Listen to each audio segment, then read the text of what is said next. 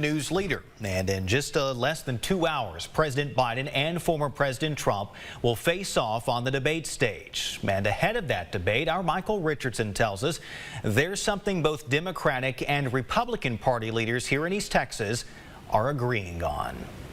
After weeks of anticipation, President Biden and former President Trump will once again take the debate stage tonight. Inside his office adorned with sports and political memorabilia, I caught up with Smith County GOP Chair David Stein, who says the debate should focus on the two candidates' policies. What gets people's attention in a lot of cases is the personal attack. This needs to be about policy. The debate may end up focusing more on character. Both Stein and Smith County Democratic Chair Hector Garza hope that is not the case. Garza believes each candidate could learn a thing or two about policy from each other. Humanity feeds off of the knowledge of others. Both gentlemen are intelligent, very intelligent.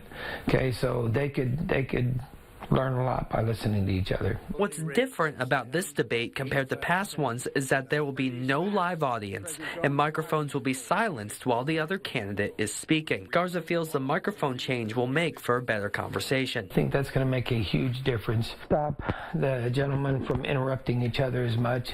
As to what issues may be covered, what are things that each candidate can suggest to do about the economy? International relations, foreign relations are a big issue. And so those are things that I hope that they address. How will Trump and Biden do? What will stick out? Those questions will be answered in a matter of minutes. Michael Richardson, KLTV 7 News.